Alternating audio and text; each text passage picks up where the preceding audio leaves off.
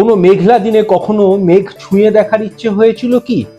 গুনগুন করে হয়তো গাইলেন, কুচবরণ কন্যা তোমার মেঘ বরণ চুল, দুলে কানে গজমতির মালা, কানে ঝুমকো দুল। অথবা কোলাহল মুখর জীবনের কোনো এক ছুটির দিন, ধরুন পহেলা বৈশাখ, না হয় ফাল্গুনে, এক দৃষ্টিনন্দন বঙ্গ নারীর চুলের খোঁপার মাঝে আপনার মনোযোগ গিয়েছিল আটকে। সেই খোঁপার মাঝে শোভা পাচ্ছিল আপনার পছন্দের রঙিন ফুল। চুল তার কবেকার, জীবনানন্দ দাশের সেই বনলতা সেন, অথবা সুন্দরী সেই রাজকন্যা যাকে রাক্ষসীর হাত থেকে বাঁচাতে রাজকুমার উঁচু পাহাড়ে উঠেছিল কন্যার দীর্ঘ সোনালি চুল বেয়ে। এভাবে কখনো গল্প, কখনো ইতিহাস, কখনো বা শিল্পীর নিপুণ তুলি আঁচড়ে বাংলার মেয়েদের কেশসজ্জা আমাদের মনকে রাঙিয়েছে দিনের পর দিন।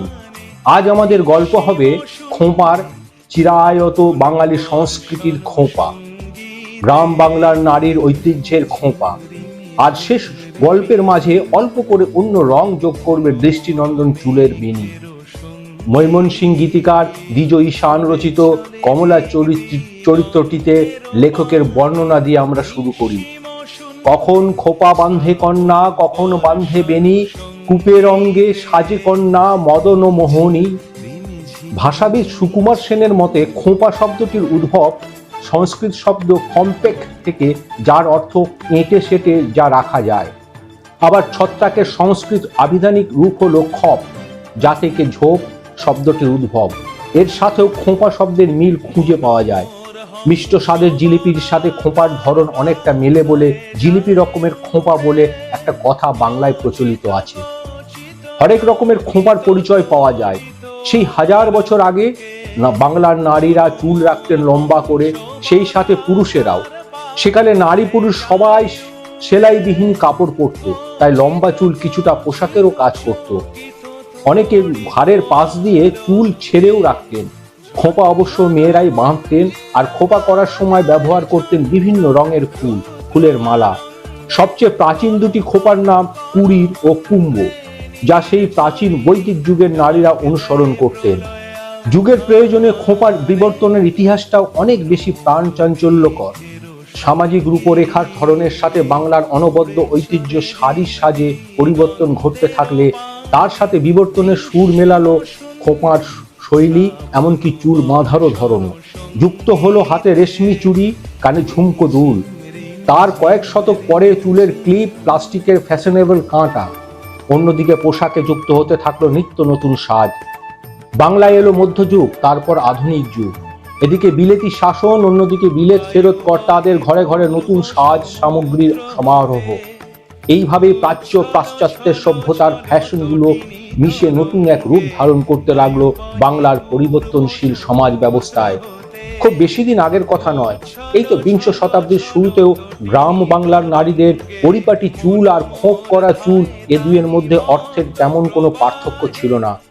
তখন এক এক খোঁপার স্বাদ ছিল এক এক রকম। বড় বড় খোঁপা মানে ছিল নারীর শৈলী ও মননের রুচিশীলতার ছাপ। যত বড় খোঁপা তত বেশি ভাব, এরকম একটি কথাও প্রচলিত ছিল।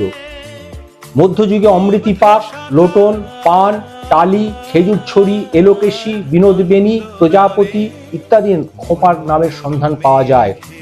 বিখ্যাত ছিল শান্তিপুর নামের একটি খোঁপার স্টাইল। অনেকে আবার ভারতের বাঘনাপাড়ার খোঁপা বাঁধার ধরন পছন্দ করতেন। উলার মেয়ের কলকলানি, শান্তিপুরের চোপা, গুপ্তিপাড়ার হাতনাড়া আর বাঘনাপাড়ার খোঁপা।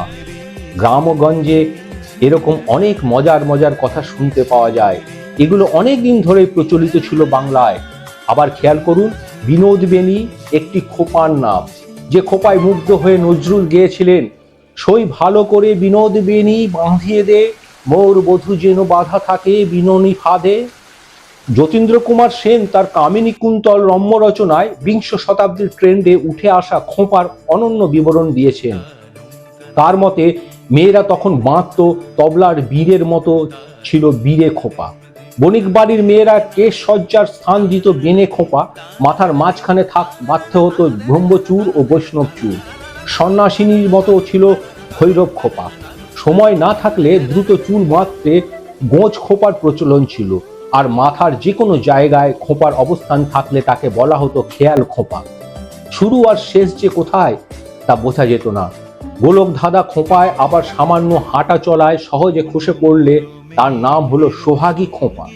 ছিল মৌচাকের মতো কুশন খোঁপা, দোল খেতে থাকা দোলন খোঁপা, এরকম আরো ছিল স্বামী ভোলানো, চ্যাটাই, হেঁটো ভাঙা, আটা সাটা, ডায়মন্ড কাটা ইত্যাদি।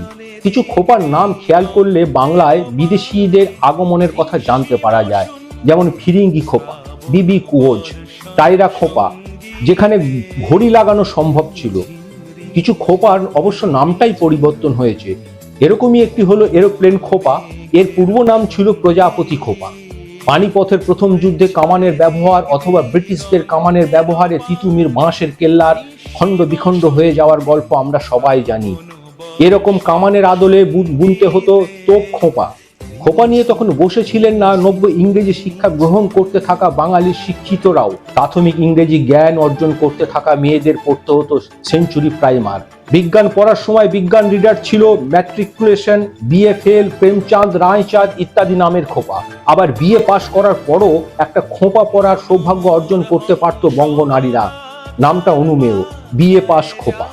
হাল ফ্যাশনের সাথে তাল মিলিয়ে আজ আবার নতুন করে ট্র্যাডিশনাল খোঁপা নিয়ে ভাবছেন বাংলার ফ্যাশন প্রেমীরা। আবার এই একবিংশ শতাব্দীতে এই তো দিন কয়েক আগে যৌন হয়রানির বিরুদ্ধে খোঁপায় প্রতীকী অস্ত্র হিসেবে ব্যবহৃত হয়েছিল গাঁ ঘেঁষে দাঁড়াবেন না লিখে রাখা খোঁপার কাঁটা। এভাবে শতাব্দী কাল ধরে বাঙালি নারীর চুলের সাজ এবং তার সাথে ঐতিহ্যবাহী সাজ সামগ্রী হয়ে থাকুক বঙ্গকন্যাদের সৌন্দর্য ও অস্তিত্বের অনন্য প্রতীক।